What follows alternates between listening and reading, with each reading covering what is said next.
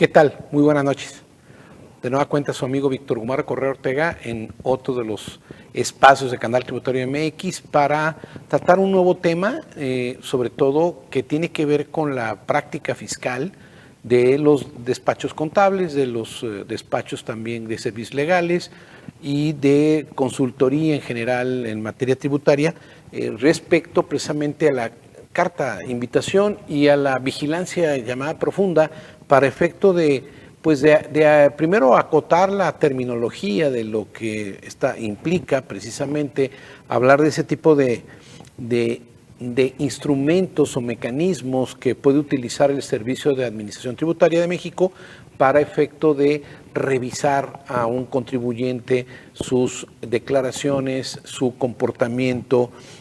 señalando precisamente pues, las omisiones que pueda haber en el cumplimiento de obligaciones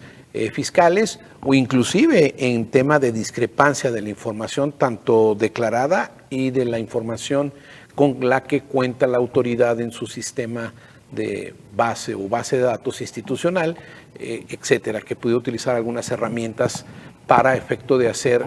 esa confronta y determinar discrepancia en la información presentada. Entonces, pues ese es uno de los temas que queremos abordar sobre la naturaleza que tiene precisamente este tipo de pues, actuaciones de la autoridad, partiendo en principio de establecer que existen dos facultades muy importantes en la autoridad fiscal, como son las facultades de gestión tributaria y por otro lado las facultades de comprobación. Las facultades de gestión tributaria pues implican una supervisión, vigilancia, administración de las obligaciones, probablemente las llamadas telefónicas de atención, de seguimiento, puede llegar a ser hasta una etapa sumamente, vamos a decir, colaborativa y amigable con el fisco para efecto de tener ese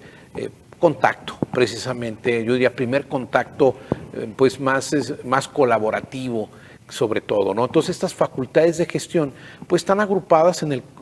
Código Fiscal de la Federación en una de sus títulos y capítulos que refiere a algunos procedimientos como precisamente este tipo de facultad, carta invitación, vigilancia profunda, etcétera, que corresponde a esas facultades de gestión tributaria y que de alguna manera ese es el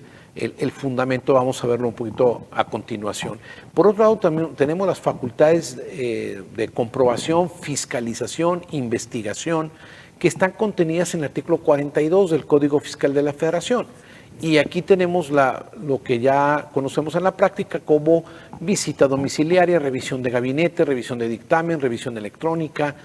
revisión a los asesores fiscales, etcétera. Toda esta parte, pues bueno, contenida en el 42 y la autoridad pues lleva actuaciones, lleva la determinación de una resolución definitiva en la cual determina la situación fiscal del contribuyente auditado o cualquiera de los herramientas, si es el asesor, si es un tercero, compulsado, etcétera, pues vamos a conocer los hechos u omisiones que hayan ocurrido en esta auditoría, en esta revisión. Entonces, volviendo al tema precisamente de estas facultades de gestión, es que tenemos pues esta carta de invitación que de alguna manera nos lleva a una revisión, yo diría a una revisión o autorrevisión del contribuyente y a precisamente también aclarar su situación. Lleva también una aclaración que de alguna manera aquí se establece como optativa, o sea, optativa a la de aclarar o no, en cierto sentido, derivado de que se mida precisamente que no existe algún tipo de riesgo fiscal por incumplimientos, por eso un profesional de la contaduría, de los impuestos, del derecho, sobre todo fiscal, pues debe estar también asesorando a los contribuyentes para efecto de poder matizar y poder también determinar qué tipo de facultad se tiene y cuáles son las consecuencias para efecto de atender, dar el cumplimiento y sobre todo no ser sancionado con multas, ¿no? Que ese es uno de los puntos de los puntos más importantes que vamos a desarrollar en el tema de la carta de invitación, ya que aquí se tienen tanto acciones de programación, de fiscalización, medidas de apremio, aseguramiento también de carácter fiscal, etcétera, incluyendo cuando se apercibe en las cartas de invitación de la aplicación, por ejemplo, del 17H bis del Código Fiscal de la Federación,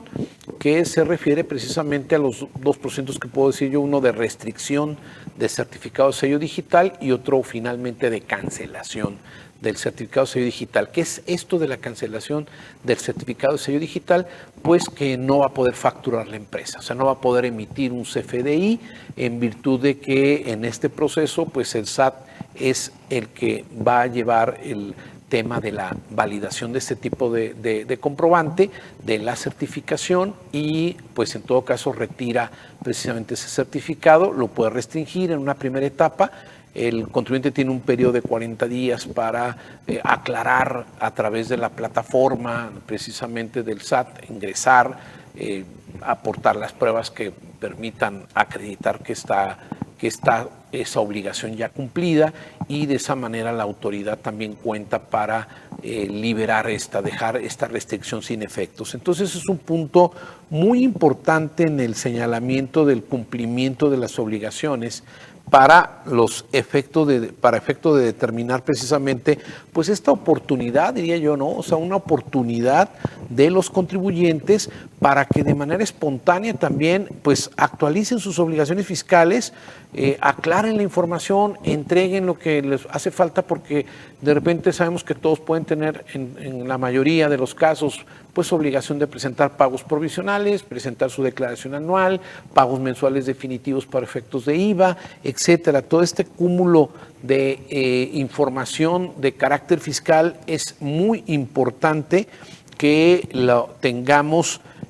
pues de alguna manera identificado a través del tema del comportamiento atípico. Y obviamente aquí también la estrategia que vamos a seguir tanto de defensa preventiva como de atención en caso de que hay una consecuencia en la implementación de este tipo de actos de carácter preventivo. Entonces, el marco en general, pues viene como facultad del Servicio de Administración Tributaria para vigilar y asegurar el debido cumplimiento de disposiciones fiscales y aduaneras, y ejercer en todo caso, en la primera etapa, facultades de gestión o facultades de comprobación en el ámbito fiscal, y de ahí pues desplegar este tipo de facultades. El artículo 33 del Código Fiscal de la Federación, en la fracción tercera, precisamente podemos localizar que la autoridad podrá realizar recorridos, hacer invitaciones, levantar censos, asesorar a contribuyentes acerca del exacto cumplimiento de obligaciones fiscales. Y esta es la parte medular del fundamento, el 33, fracción tercera. Vamos a encontrar ahí precisamente incisos que van desplegando precisamente dónde está la discrepancia que hay entre CFDIs emitidos y precisamente pues la información declarada. Pues es muy rápido que a través de una carta de invitación como primer contacto pues llegue al contribuyente para su atención, y pues de alguna manera recomendar, esto debe ser estratégico. En todo caso, el asesor tiene que dar seguimiento puntual a las acciones y al plan de trabajo que debe realizarse para efecto de cumplir con